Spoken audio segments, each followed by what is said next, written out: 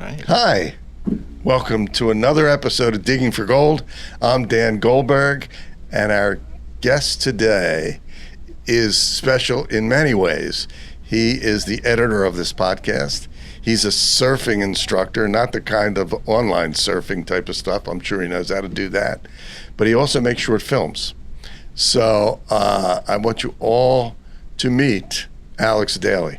Alex, how are you, man? Great to be here, Dan. Yeah, Thanks so much for the opportunity. Yeah, on camera. I know, right? On camera, you're always behind the camera. Yeah. So how did you begin your journey? Where did it start that you got into filming, got into surfing, and now got into editing this podcast? Mm-hmm. And then you got that fancy hat, too. I know, from the film festival. We'll get there. I think it started... I have a big interest in cars, too, automobiles. We were just talking about that, too. I have a nice 98 Jeep Cherokee. Whoa. Basically, I think the only part I haven't pulled out is the carpet. So That's cool. Right. So the idea kind of started with a car YouTube channel, right? That's where I started filming stuff. I started with my existing Android cheap cell phone when I was still doing like white-collar temp gigs, probably like 6 years ago, maybe like 2019.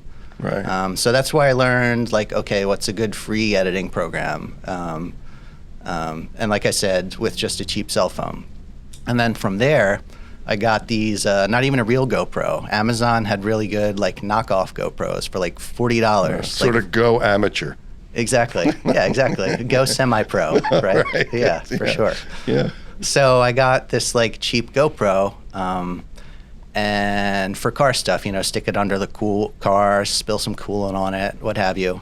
And also at the same time, my mom's family spends a lot of time on Long Beach Island, New Jersey, right? I love it there. Exactly. Yeah. Beautiful. So at this time in my life, I was like finishing up grad school, not a lot holding me down, like I said, kind of doing white collar temp gigs. And then, I don't know, it got hard to find advancement in my career. I had a lot of free time on my hands, right? So I was at the beach, finishing grad school, still kind of in teach myself mode. And I figured, why not give surfing a try at like 29 or 30, Wow. Yeah. So we'll go back to, the GoPro plus the surfing, right? So I started doing surfing lessons. I walked into the shop only having surfed it like a year or two. And I had my last real job like that. I had a temp job, couldn't find anything, and started working at the Whole Foods in Fairmont, right by the art museum, right? While I finish up, figure all right. In Philly, that is. Yeah, folks. exactly. Philly. Yeah, Philadelphia, PA. Yeah. Hence the temple hat. Yes, hence that. Yeah. Exactly. So I figured, all right, maybe I'll just find something to hold the grocery store job. I focus on finishing my MBA at St. Joe's, right? Should probably finish that. Don't want to walk around the next 40 years saying that's another thing I have finished, right? Right. So I finished my degree. I got dissatisfied with the Whole Foods job, left that, figured I'll find something, and then was spending a lot of time at the shore house taking care of my elderly aunt. Started to get into surfing. I walked in the shop to get a board. They said, hey, it's the end of the season. All the college kids went home. You want to do a lesson? I figured, why not, right? Yeah. And that's how that journey started. So I brought the cameras out with me on some lessons, and the footage. They were teaching you, or you were teaching? No, I was teaching them. Yeah. You were teaching them. Yeah, after only surfing for a year or two. Right. Yeah, wow. Exactly. So I started taking this camera out, and the footage, even though it was a Go semi-pro, looks pretty good, right? So is it you on the board? Is it what were you filming? It's a lot of children taking lessons for the first time. Okay. Exactly. Yeah. Right? But just the range of emotions and the facial expressions you get, like the earnestness, the determination, the surprise, and it's beautifully lit too. It's all that beautiful natural light. Right. So the footage looked pretty good, right? And so by now I've probably been, this was like my 5th or 6th summer. Now. Yeah, exactly. So we didn't really do much with the footage. The shop owner was like, okay, whatever. He didn't really, he was kind of like the crusty local that founded the place, not really up on current marketing practices. Right. So whatever. It was kind of like the inmates running the asylum, not too much supervision. Right. Like I was surprised. I didn't have to take mandatory reporting. for working with children. You know, Right. threw me out there without first aid training, whatever. Right. Exactly. I get it. Yeah. So for whatever reason, I'm doing my car videos. I piled up this footage for like 2 or 3 years, and somehow got the seed of like making a cute story about myself. Right. Right. Kind of telling the narrative of why I'm here to give the surf lessons. Basically, just to figure out how to frame up the surf lessons, because that's like the genesis of it. The footage looks good. It's great to show all my young, good-looking coworkers. You know. So I started to frame up like a narrative of basically everything I already said, how I came to it, interject it with some good montages. So I piled up this footage over like 3 or 4 years, like 500 gigabytes it totaled. Wow. Yeah, exactly. And then really with not a big plan. I didn't even have a surfing YouTube channel at that point. I just thought, I don't know, put it together and see what happens, at least for myself, right? So I ended up submitting it to a bunch of film festivals, having no exposure to that world at all, including there's a local one on LBI, the Lighthouse Film Festival. I'm pointing to this hat with the logo right now. Right. And out of like a dozen I applied to, the Lighthouse accepted it. And that was really like a big coming out party, first experience in that world. Wow. Really amazing, because it's a pretty legit film festival, like mid-tier. There's a lot of younger ones. It's been going on for like 15 years. We get stuff like there was a big Sydney Sweeney movie called Americana. At that film festival? Yeah. The director was there standing like 6 feet away from me. And after it was shown at Lighthouse, it got picked up in theaters. It's a pretty legit film festival that I just happened to kind of get involved with because the product was good enough, but it was also local. And they kind of had this exhibition category for surfing films. So it's just right place, right time. How can people watch that film? It's available on my YouTube channel. Which is? Kook Supreme. Spell that. YouTube.com/Kook Supreme Surf, which is KOOKSUPREMESURF. Like kook is a common term in surfing, meaning like beginner, doesn't know the etiquette. Okay. Like if you do something that looks silly or whatever, out of place. It's kind of kooky. Yeah, or you're a kook. What are you doing out here? Right. Exactly. Kook Supreme Surf. Exactly. Wow. Okay. Yeah. So that's really how I got started. And the film is called Surf Sherpas, because the idea. Oh, yeah. I saw exactly. some of that. Yeah. Because the idea is like one of the greater themes of it was like, okay, so I left this customer service job. I wasn't happy working at Whole Foods, but then it really is a customer service job being a surf instructor. It's such like an interesting role, really. There's a reason I kept going back. It pays pretty well. People tip pretty well. But it just kind of fit. Like I'm from a big family. I kind of forgot I'm good with kids. I don't know. It's good for like ADHD people because it's just crazy out there in the water. You're responsible. It's serious. People drown almost every year out there. Yeah, you know? Sure. Yeah. So, and they just like plop you with, here's my 8-year-old, go throw him into some waves. Wow. Yeah. And it's interesting because most people think of surfing as in California, Hawaii, and Australia. But there's a big surfing community on the East Coast. Yeah, huge. Right? Year-round, too. Yeah, up from Rhode Island's a good spot all the way down to Florida. Like Kelly Slater, if you don't surf, everyone knows Kelly Slater. Yeah. He's from Barrier Island in Florida. Same place as, Ron John's. Everyone's heard of Ron John's. Ron John's started in Long Beach Island. It did? Yeah, and their other location is in Cocoa Beach, same place Slater's from. Wow. So there really is a presence because it's, I don't know, a lot of people live in the Northeast, so if you want to surf, a third of the population. Exactly. Yeah. And it's kind of like the skiing we get here in the Northeast. I don't know if you ski, but it's like mediocre, but it's close. Yeah, I ski on my face. Yeah, right? You know what I mean? Just right down. But there's big ski community here because we have mountains. They're not like in Colorado or California, but they're steep enough to get some good skiing in. Yeah, where we sit's less than 2 hours from Blue Mountain, which is decent. Right. Elk's a little further. But it's not the best. It's just good because it's convenient, right? And that's kind of what I tell people about Jersey surfing. Like, listen, we're here. It's less than 2 hours from Philly or New York. Yeah. It's a great activity for people that can't sit around on the beach. Yeah, it's great. I just went to a wedding in Ocean City. It was like an hour and a half. And we were there, and it was packed. this was, I don't know, second week in September. Mm-hmm. So you think that after Labor Day, the crowds would be dissipated, but not at all. It was jamming.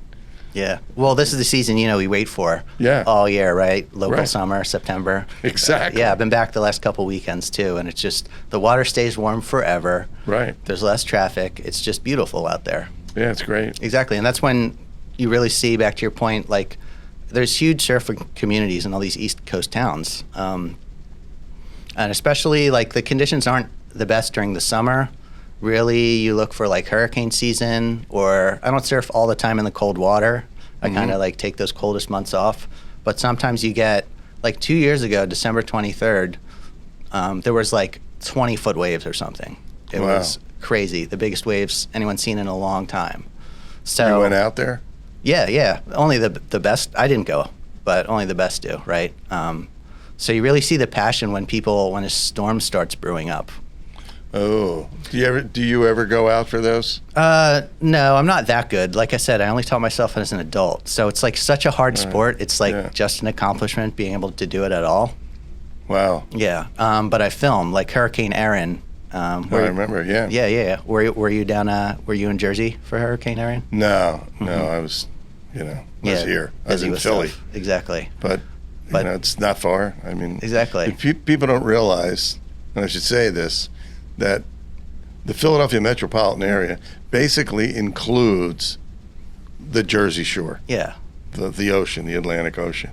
People don't think that if they don't live in this area. Mm-hmm. But yeah, we have an ocean here too. Mm-hmm. Exactly. Kind of yeah. Well, what's interesting about New York and LA, you can actually surf. Like LA's famous for surfing. Right. But New York too, there's the Rockaways, there's Long Island.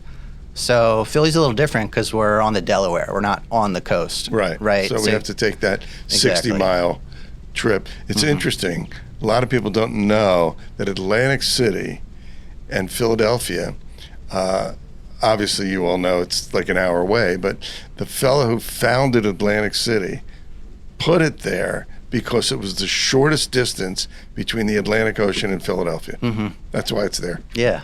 Who knew? Uh-huh. So. And then shortly after, like, the history of LBI is as soon as the trains started coming in, people started coming in. I think I'm like fifth or sixth generation or something. We have a letter from one of my mom's great something or other. Wow. From like 1918 talking about how it's the sportsman's paradise and everything. Yeah, it's cool. LBI is Long Beach Island, by the way. Long Beach Island, New Jersey, which has different towns on it. Some in Beach Haven, Holgate South. Haven Beach. Yeah, exactly. Yeah. Ship Bottom. Some good pirate sounding names like Harvey Cedars. It sounds like, yeah, exactly. Yeah. Pirates. Yeah.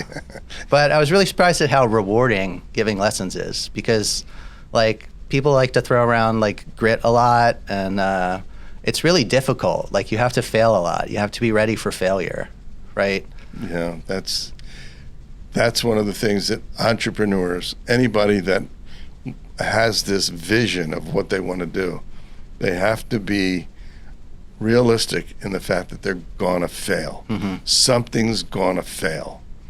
And if you realize that the failure actually teaches you the next step towards success, then failure becomes an attribute.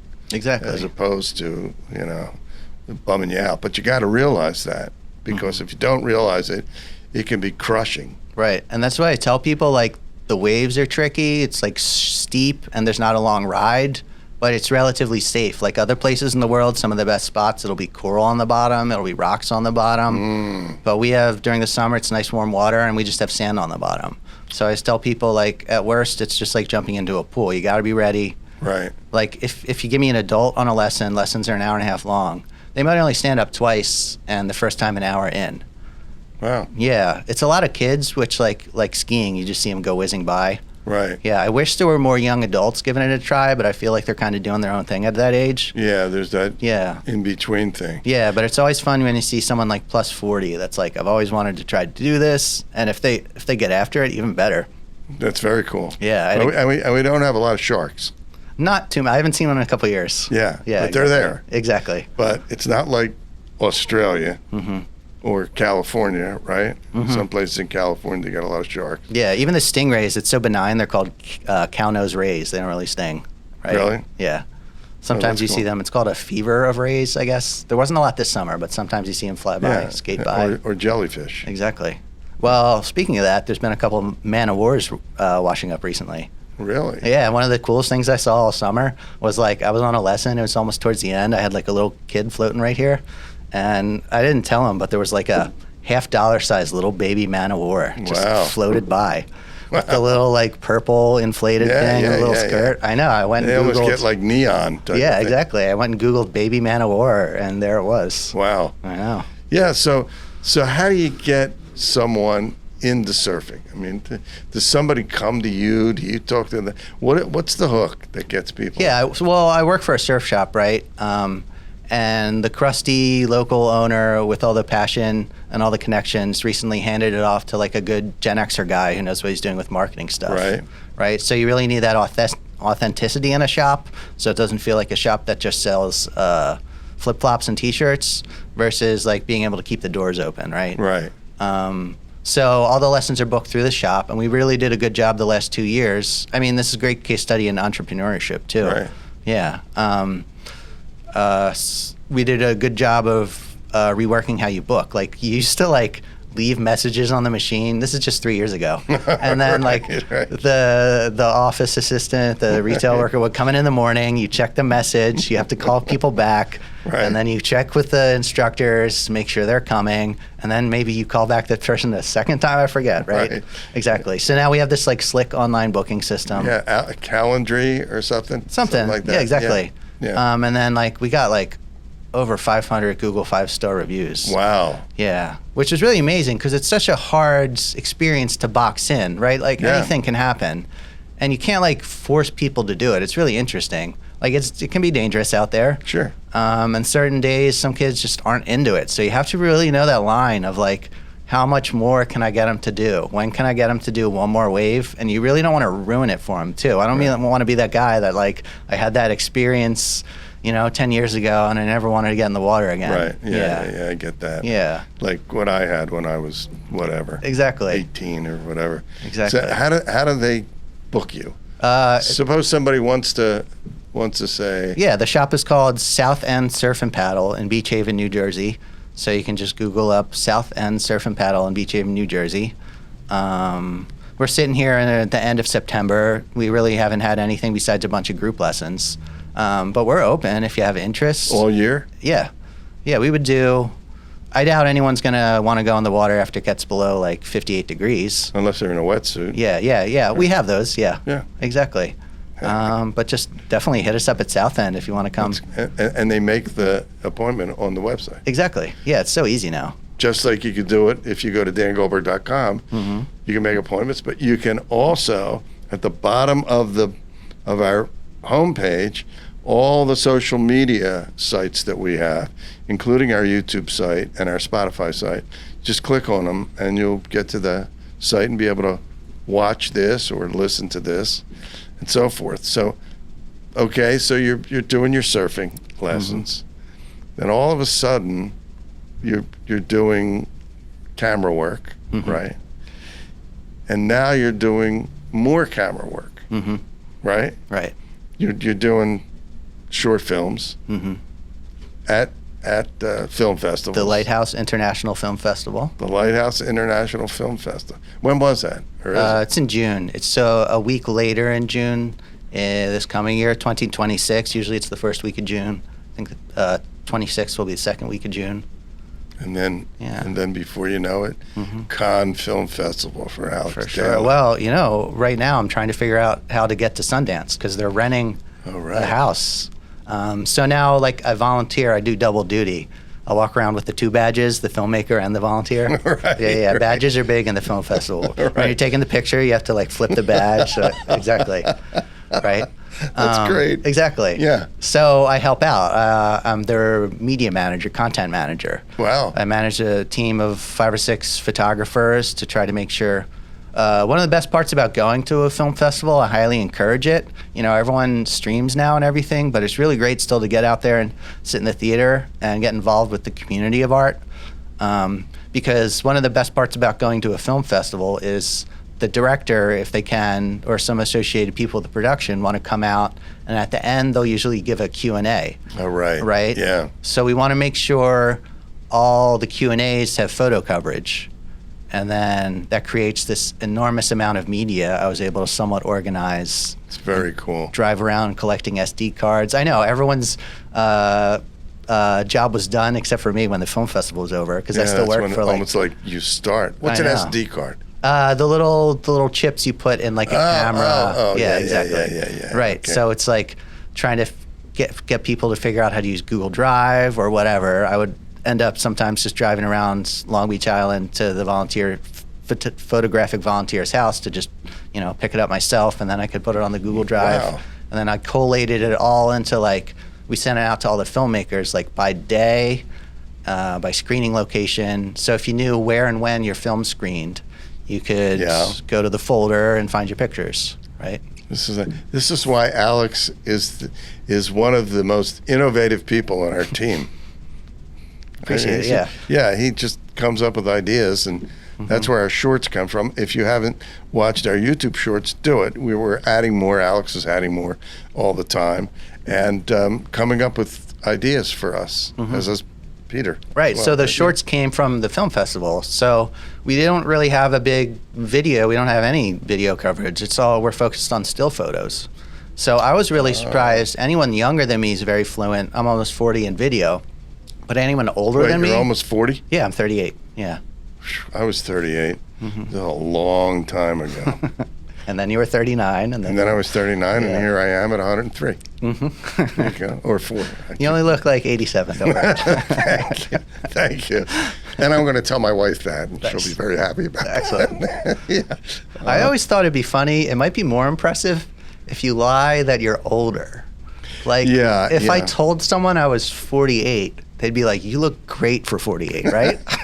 Yeah. That's when I tell people my real age. They go, "What?" And I feel great about that. Yeah, exactly. Yeah. So anyway, I'm 35, which is weird. Right. So anyway, that's where the idea from the shorts came from, because we had no video coverage. Right. Most of the photographers on my team were very still photo pictured, where I came into it from this vlogging, cell phone, everything is stills and video perspective. Wow. So I was really the only one doing dedicated.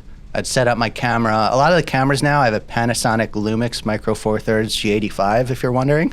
Well, I was wondering. All right, good. good. Told me that. Yeah. I think the Panasonic tend to be used by a lot of vloggy guys like me, but they're all good. So all the cameras take video and pictures now, basically. Oh, yeah, right. Yeah, they're basically what looks like a normal camera is a camcorder, too. There's a microphone on it. There's even a dedicated button when you're going to do the trigger. There's a record button for video. So at any mode and any moment. That's kind of like what you have on your phone. Yeah, exactly. Yeah. It does video. It does. Right. Or iPhones are great, especially my cameras aren't good in low light. iPhones have amazing post-processing. It's interesting because my original, not Digging for Gold, but my original podcast back, I don't know, over a decade ago. Yes, they've been around for that long. That was done on an iPhone. Yeah, right. Nothing wrong with that. It worked great. Yeah, and we also had a GoPro or a semi-pro, whatever. No, it was a GoPro actually. Yeah. Right. So we basically didn't have a lot of video coverage at all. No one was really thinking about it. So I was able to bring that to the table, bring that to the team, take videos of these Q&As, and then be able to splice it up and give the filmmakers the little clips, which one of the guys, Sam Lipman-Stern, was on HBO. I was talking to him a bunch. Yeah, exactly. So he shared it to his 1 million followers, a little inspirational clip with the dialogue. Because, how it works. Everyone sits there without volume on their phone. I do it too, and the text comes up, and you read the text. Right. Exactly. Yeah, because you don't want to disturb people when you're in another meeting. Right. So you read the text. Yeah. I catch my students doing that all the time, so I tell them to close their phone. But it still makes sense in your head, right? So that's what I was doing. Of course. These clips are basically like a currency, right? Yes. I was able to make all these connections. There's a huge value in it. Absolutely. I mean, the last clip, one of the last clips you posted, within 2 days had over 1,000 viewers. Yeah. Yeah, so it's like, wow. Yeah. And by the way, I'm going to remind you, like and subscribe, right? Right. To our podcast. Like and subscribe, whether it's YouTube or audio and Spotify and all the other ones we're on. Right. If you like what you're listening to, your friends should too, you know? That is correct, sir. Yeah. It's great. So what's next? Well, I'm trying to think of a good concept for a surfing short for this upcoming film festival. I would have to have it done by February or March. And then, so now I'm growing. It's nice. I'm in a stage of like halfway still doing like handyman stuff to pay the bills, Right. and then half gigs like this. So I'm really, you know, the other end of that is entirely just doing video production. Which, Right. Exactly. So I think we'll get there. in other words, if you just did a film on kids, right? Is that what you did at the film festival? So the one that got in me involved with it was 2024, was about me and working at the surf shop. Oh, okay. Yeah. So, but you work with a lot of kids. Yeah. And how about older people? Do you work with older people? It's all ages that take surf lessons. So it'd be interesting.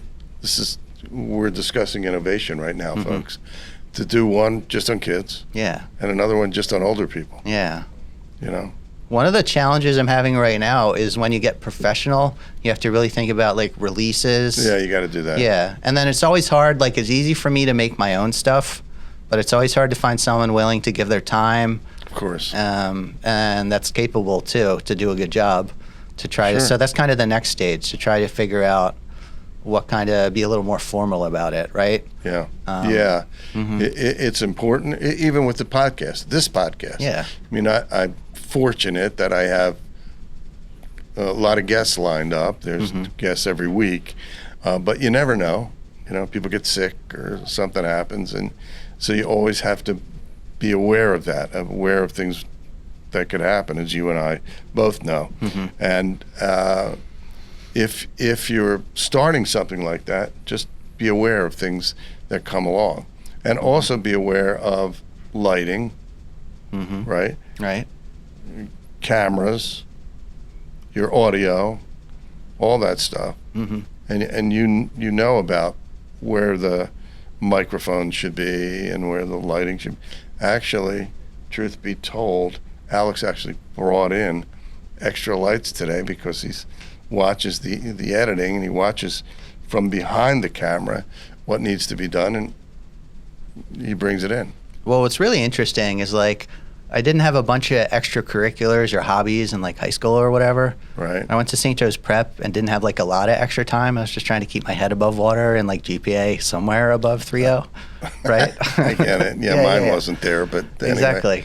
But then it's like you show a little interest. A lot of good gear has found me, like all these lights. Yeah. Someone gave me like a 3-point lighting setup.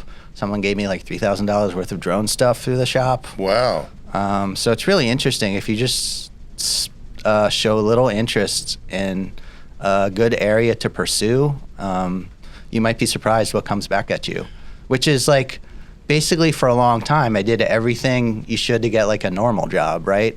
Like I went to all the campus employment centers, you know, I went to all the recruiters. I showed my resume to this person. They said, looks good, make this little change. I showed it to this person. They said, okay, looks pretty good, maybe make this little change. You know what I mean?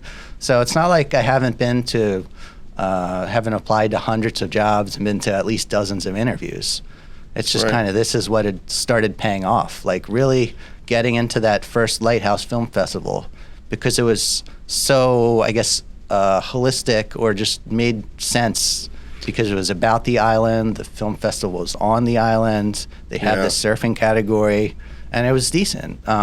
Even in terms of internal politics at the film festival, someone had just started really focusing on the surf stuff, and she was a comedy booker in New York.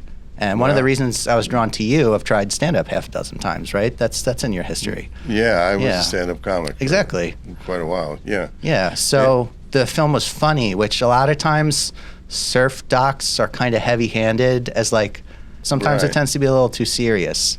When, like, and repetitive. Exactly, yeah, repetitive. Like, I know from watching a lot of surf docs, Waxing the board is a really cliche shot. I try not to do that one. Yeah. And then my first surf Sherpas didn't have a drone, so like drones, they're great, but I thought it was interesting that my first film didn't have what I thought to be two very cliche things: waxing the board shot and no drone footage.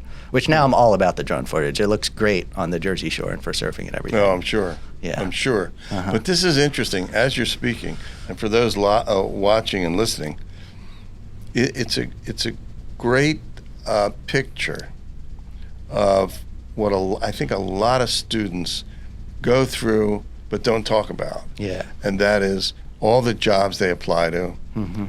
Some they may get, they may not get, they may not love. They like enough. It's pay, paycheck. But the reality of it is something inside them wants them to do something else. Wants them to be like you, an entrepreneur, innovative, outside of, an office or whatever. Mm-hmm. And it takes time. But then when it gets there, it's like nirvana. Yeah, it just feels like there's nothing I like better right now than making surf films. Right. And it's like, it's also a given genre. Like, I have a thing about like not really liking obscure hobbies because like you need to connect with the community. Like it still needs to be accessible. Like It's true. Kurt Cobain loved pop art, and once Nirvana hit, it was the biggest thing in the country, right? Right. So if you go to something that's kind of mainstream, like you can still have your own sound as a guitar player in 2026, right? But it's an established medium. Like there's a community out there. There's lessons. There's you can find cheap, good guitars. You know what I mean? As opposed to trying to be like a sitar player and what do you do with that? Yeah. Right. Yeah. So surfing films are a pretty big genre already. You know what I mean? Sure. Yeah. There's always room for an innovative one, though. Mm-hmm.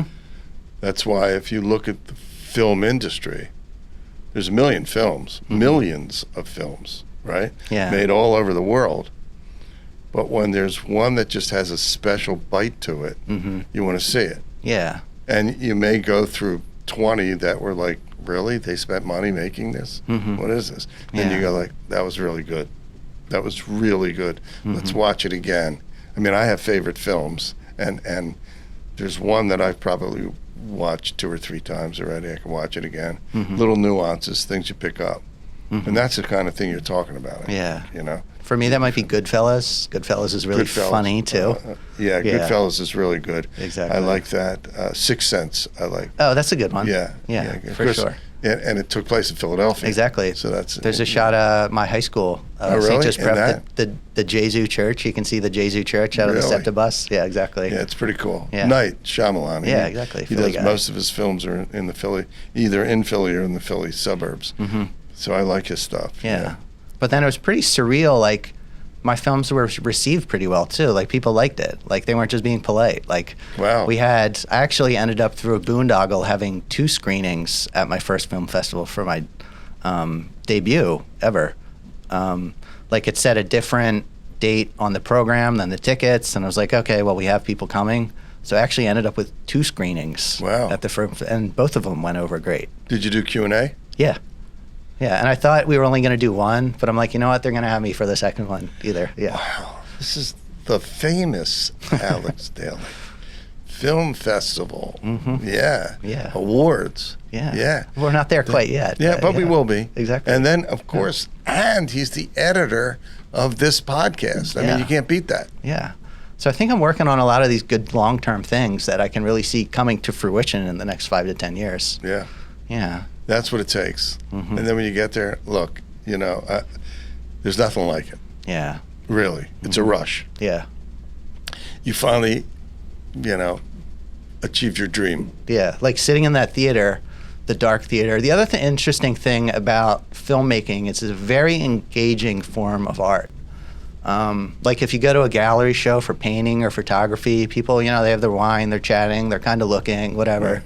Right. But filmmaking, you're in a dark theater and people are paying attention to your thing. Like it's rude to have your phone out. Right. These were just shorts, so it's pretty easy to keep people's attention span. So just sitting in that theater, hearing my own voice over the voiceover.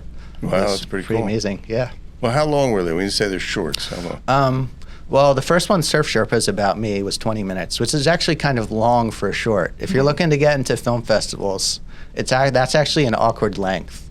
Long shorts are hard to program because they put shorts together in blocks. And really you want like 4 to 9 minutes so you can have a good flow through of the blocks.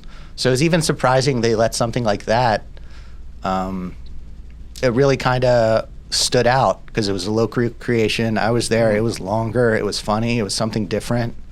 Even in the big ad for the local paper on Long Beach Island, the Sandpaper, they put like my movie poster. I think they had over 100 shorts and my movie poster and maybe up to 300 total entries.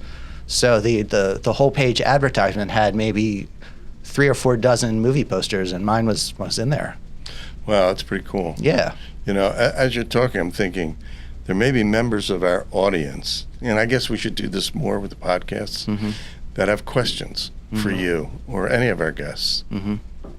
And if you do, you can make comments. You can post a comment. I'll pass it along to Alex. He'll see it because he works on the show, or on YouTube, just with a question, and maybe we'll address them here on the air or in another way. Yeah. Or what might be fun, some podcasts do like you get a bunch and then you do a question and answer like no guest, and that could also like fill a hole. Yeah, that'd be cool. Yeah, exactly. We'll have you back. Yeah, right. Type of thing. Because you're always back here anyway. Yeah. So usually I'm behind the camera. Yeah, I can just say, Alex, I got a question for you. Yeah. Right? And that's it. Although, today's a nice opportunity because normally the stuff I film, I think my competitive advantage is that I put myself under a car, under a 300-pound transmission, or just last weekend in 20-knot winds on a surfboard, right? Wow. So this is kind of a pleasure just sitting here in my nice button-down shirt.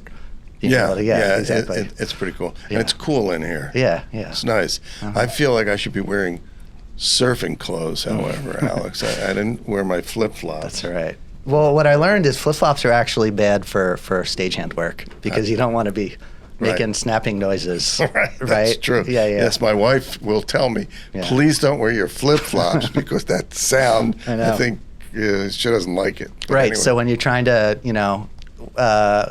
be non-discreet behind the scenes at one of these Q&As, you don't want your flip-flopping across the back of the theater, right? Right. Yeah. Right. So who came to that, and who came to the film festival? Were there a lot of people there? There is a surprising amount because it's almost like I've been spending so many summers on LBI all my life. It's like different layers. Like my mom has a bunch of cousins down there, so there's good family stuff. And then I had my teenage job, and all those friends have kind of dispersed. They have families now, so there's that layer. Right. And then there's all my surfing friends, relatively new to me. There's that whole layer. And then now there's all kinds of film festival people. There's probably a screening once a month, and I'm still the go-to guy for, we need a photographer to cover this. Wow. So it's kind of like all these layers in the same room at the same time. That's pretty neat. Yeah, it was pretty cool. So you can get a lot of people there. Yeah, I mean, it was at least 20, maybe 30. It didn't look empty. They actually like that I draw people because sometimes if a screening isn't well attended, we'll look for people to fill in or whatever. But mine was actually good. The programmer, Jasmine, put someone for a second Q&A during my screening because I had a good audience to bring, too. Yeah.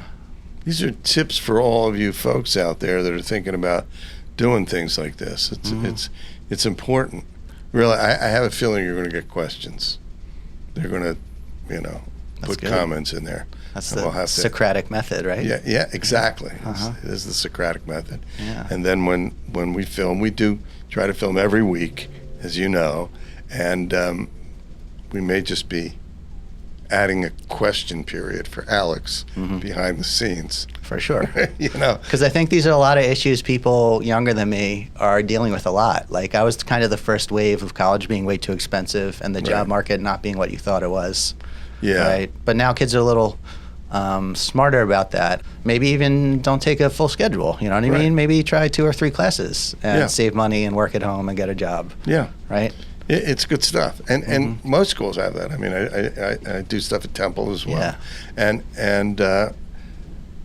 wherever if you're going to a university or college, they will have a studio where you can begin to do this stuff if you don't have your own equipment. Yeah. We also have, interestingly enough, buying your own equipment is not as expensive as it was years ago. Right. Okay.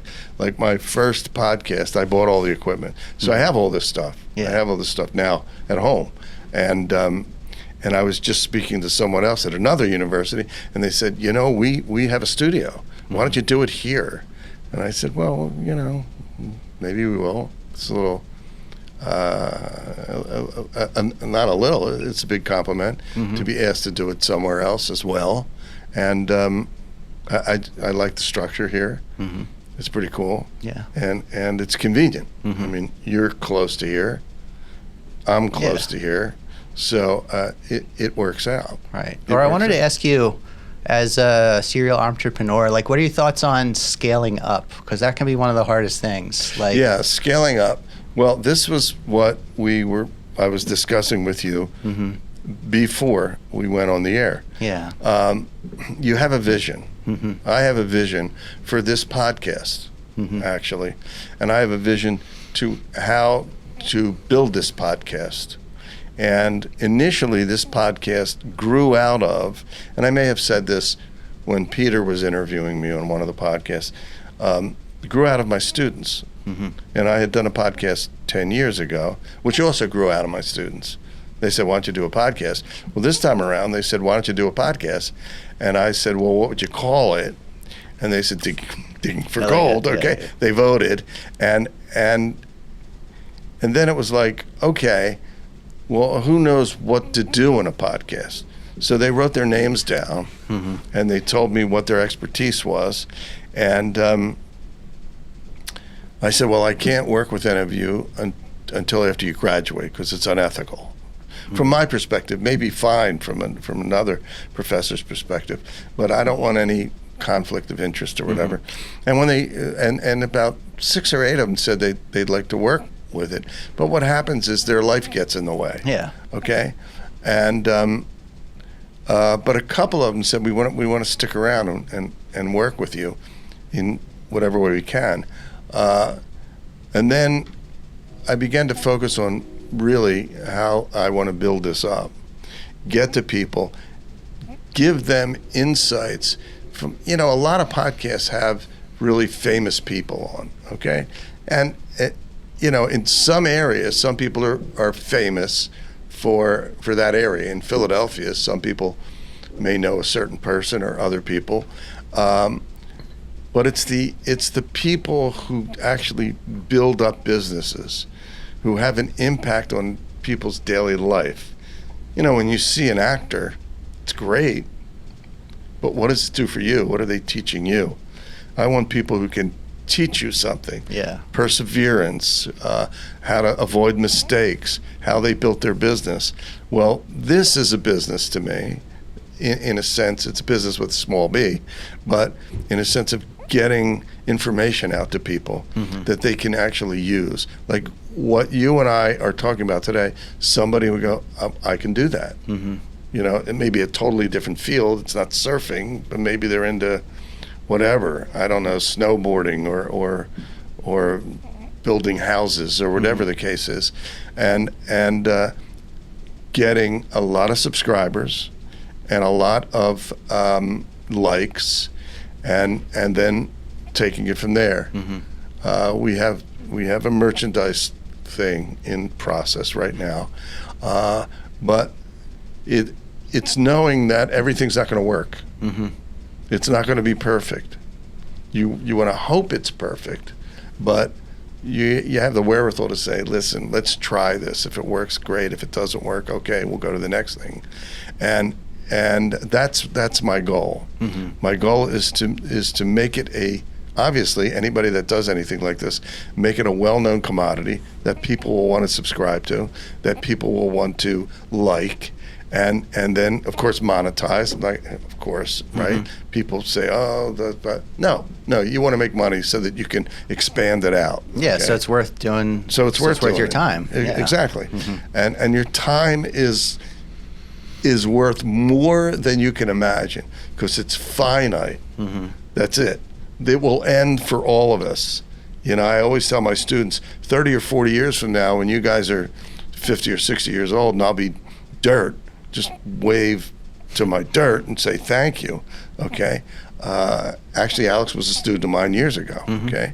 So, and that's what it is. It's to make it popular, have ancillary items with it, and monetize it, and build it, and get more and more people that want to come on. I've already gotten quite a few emails from people who want to be on the podcast. Cool. But they live in like Idaho and Missouri and places like that. And we are working on having, being able to do the podcast from a distance. We're working on that. We've talked about it. Peter has talked about it. And also do live ones on YouTube. That's the vision. That'd be cool. Yeah. Yeah. The vision is to make it that popular. The mission is all the nuanced things that have to happen to get there. You know, your mission is your roadmap, and I'm mapping that out now. Right. Or what is it, like strategies, more overhead, tactics is more day to day? Correct. So that's kind of what I was asking about. Or even in your past businesses, like basically right now it's like a big decision, like what kind of equipment do I want to buy next with very, very limited budget? You know what I mean? Is there ever a time where you thought I'll open a new store and it didn't go well? Yes. Or like that kind of thing? Yes. I had a store in Media, Pennsylvania. 4 Eyes glasses. 4 Eyes. Yeah. And I had a store in, I had a couple stores in the Lehigh Valley. I had Allentown and Easton, okay? And every time you open a store, and if you own a chain like I did, the cost of opening that store is paid for by the other stores. Right. You know, I mean, that's, yeah. You know, you use the resources. However you account for it. It's, right. Yeah. Yeah. So Media wasn't doing as well as I wanted, and Easton wasn't doing as, you know, both of those towns have in the years since I moved them, have blossomed, so they'd be much better today. But this was in, you know, a long time ago, let's put it that way. And I closed Media and moved it, I think, to Bryn Mawr. I don't remember exactly, but I know Easton, I moved to Richmond, Virginia. And they just boomed, okay? And in those days, I had been in entertainment anyway, in as a stand-up comic and doing stuff. So I knew public relations, and we used to get a lot of PR from newspapers and magazines. It's sort of that way now, but really it's social media. Yeah, it's the clips I make, right? Yeah, exactly. So people would read the articles. Now it's 10 seconds or whatever. It's shorts, okay? Yeah. So I had a strategy, and my strategy was open up in the hipper areas, in the downtown areas, or the hipper areas near the college. And we did this in every city we were in, and then ring the area, ring the city. San Francisco, LA, Philly, Baltimore, DC, Miami, wherever we were, Chicago, Boston. It was always that. It was a formula. That worked. You know, so you had to figure out where the first store would be, and then you build it out. It's just like starting a podcast. You know, where's the podcast going to be? Is it going to be in my home with a backdrop, okay, which my original one was, and I still have all that equipment. We should look at that, okay, and then figure out what do I need to do this time to make it different than the other time, and then get a team together, because a team that wants to work, I mean, you can get people, you can get lots of people, but they fade out, and they don't, they have all good intentions, but their life pulls them in other directions, and you got to get dedicated people. And if you don't have dedicated people, and you're trying to do it all yourself, No. Look, I wrote a book called Entrepreneurship: The Entrepreneurs from Within. You can buy it. But you have to go through Great River Learning, which is the publisher, and I teach entrepreneurship. And really, if you don't have entrepreneurs within a company, chances are you won't grow. Mm-hmm. An entrepreneur is an entrepreneur, an entrepreneurial thinker within a company. So that's how and I've said this before, that's how I went to Boston and Chicago and all these other places, because people said to me, Dan, I want to open up in Chicago. I want to open up in Boston. Prove it to me that it's worth me investing in and you going up there and paying for all that stuff. And if you can prove it to me, we'll do it. I'll go out with you and you'll find locations and I'll look at them and we'll open up. So it's the vision became being in every major city, or as many major cities as I could be in. The mission is figuring out how you're going to get people, where the location's going to be, who's going to be the district manager and the regional manager, and how you're going to get your product out there and all these other, and then how you're going to market it. And it's the same now. It's just the marketing venues have changed a bit, but it's basically the same. Yeah. Which is hopefully what's going to happen here. Exactly. I mean, we're putting a team together, and we'll get people that are interesting and you can learn from, and you know, here and there we'll get some celebrities or people of world renown, like Mort. I mean, who was here? I mean, he meets with presidents. And, world leaders. World leaders. He meets with world leaders all the time, and he's a pretty well-known guy. I mean, he's very well-known, and people like that. Okay, but it's the same thing with Barry Ginsburg. If you saw that, I mean, he's pretty well-known in a lot of circles. He was protected by the FBI and MI5 and the British Secret Service, and he's written about in books. And then there are the Hollywood people. That's a whole different thing. I want people that people can relate to. Yeah. That's it. And that's true with some of the biggest podcasts. Like, I think number one right now might be Theo Vaughn, comic, kind of the Rogan, Austin scene. But some of his best episodes are like, he had a school lunch lady. Yeah. He had a carny, carnival management. You know what I mean? I do. Yeah. Or Daniel Tosh, huge stand-up. Tosh. Tosh. Exactly. Tosh 2.0. Exactly. Yeah. Huge. Made tons of money, right? Yeah. Does he still have a podcast? Yeah, but it's all normal people. Yeah, it's like, that's what you want. You want normal people. Exactly. Yeah. Yeah, to just have these conversations, to be able to relate to people, right? Yeah. As opposed to like more of the press junket or the, So, look. That's it, a book tour. Yeah. I don't think we're a book tour, but I mean, could be. I mean, I have my own books. I've written a bunch of books, but I want, it's great. People say, oh, that's nice. I'll have to buy the book. But what does it mean to me? Okay. Your life is relatively short. If you live for 100 years, you've lived a long life. But if you think about 100 years, it's not that long. No. So you got to make the best of it. Yeah, I think lately I'm pretty selfish with my time, and I really prioritize good sleep. Yeah, Especially me too. doing like super physical stuff, the surfing lessons. It's good. I tell everyone, like, when I was like a teenager working at the farm market on Long Beach Island, like, we would drink, stay up till 3 a.m., laugh about how we had to be at work at 6 a.m. Right. But like, as an almost 40-year-old working with people that age, I have to be a little more above board, right? And then just the physical. No pun intended. Exactly. Right. Yeah. Sometimes you get under the board in the surface of the student, right? Yeah.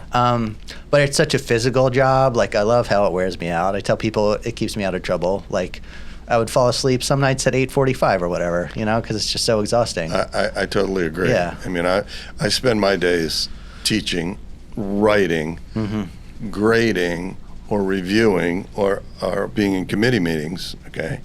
And the one thing I have to do before I do anything is work out. Yeah. So I work out, physically work out, push-ups, sit-ups, weights, all that other stuff. It wakes me up. And then I walk. I make sure I walk a minimum of 5 miles a day. Yeah. Because, I'm not 22 anymore. And I get a good night's sleep, and that's it. I don't know. I think I should have been a little more of a jock or something. I didn't realize how much that just plays into, maybe it's like undiagnosed ADHD or something. Like yesterday, I did a handyman job. I assemble furniture through TaskRabbit for a good 45 minutes, and I still went to the gym and ran an hour on the treadmill, right? Slept like a baby. Yeah, that's it. Yeah, versus like sometimes in my life when I've had these white collar jobs, you do get like the Sunday blues, the insomnia, the kind of stress. But I mean, man, if you run, like other times in my life I was a little more long distance, if you run like 8 or 10 miles, like you can't think about anything else. Your body is happy and tired. Yeah, Yeah, it's exactly. fine. And if you prioritize that, and if you're good at schedule management, Yeah. like I'm a schedule management freak, okay? So because I have so many things to do, Yeah. like I know that I'm on committees at the university, and I have to evaluate people. I have my student professional organization that I am the faculty advisor for. I have all the classes I have to teach. I have to grade all those students. So I block out my time. I block out my time for this. Yeah. I block out my time when I speak with you, with Peter, and the guests, beforehand and so Yeah. forth. So it's all, and it's really about schedule management. Time management is a misnomer. You cannot manage your time. Okay, time will pass. It's the same 24 hours a day, and you need to sleep 8 of them. So, Exactly. Yeah. So you got 16 hours, and it's going to pass. You can't say, on whatever day today is, what is it, September the whatever, okay? So let's say it's September the 4th, but it's not. Today's the 24th. 20-something. 24th, I think. 4th, 23rd. something. Yeah. Summer's over. Yeah. Yeah. It's like that at 3 o'clock in the afternoon on that day, I'm going to manage it. No, that 3 o'clock is going to go. You can't stop it. You can't force it to come.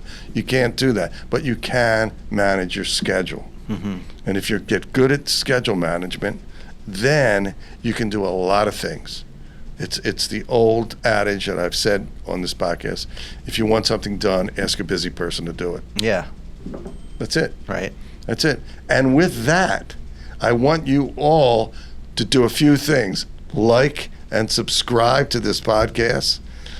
Remember, it's Digging for Gold on YouTube. It's Dan G, the number 4, the letter U, the number 2. And on Spotify, it's Digging for Gold, and all the other audio Spotify platforms. So I hope you've enjoyed this. Alex Daly has told you a lot of cool things, a lot of neat things, and maybe you'll even want to take surfing lessons. Or check out my short. If you just Google Surf Do it. Sherpas, I'm on IMDb now. That's great. If you just Google Kook Supreme, it's not the cafe in Argentina or whatever. It's the surfing channel, right? So you can check out Surf Sherpas. My production company is called Daily Digital. That's at dailydigital.net. Perfect. Do it. Say that one more time. Surf Sherpas. Do it. Right. Spell So the it. movie is called Surf Sherpas, right? The analogy, like Sherpa in the mountain. We bring these people out into the surf. So SURFSHERPAS, Surf Sherpas. I checked before. There's nothing else called Surf Sherpas. Perfect. Right. Exactly. Yeah. That's great. And your company again, one more time. Daily Digital, dailydigital.net. That's DALY. There's a surprising amount of ways to spell daily. I always tell people 4 letters. They usually get it. DALY, digital.net. Perfect. All right, folks. Check into Alex's stuff, okay? Come back to the next episode as well. And once again, like and subscribe. We'll see you all next time on Digging for Gold. I'm Dan Goldberg. Alex Daly. Take care, folks. We'll see you.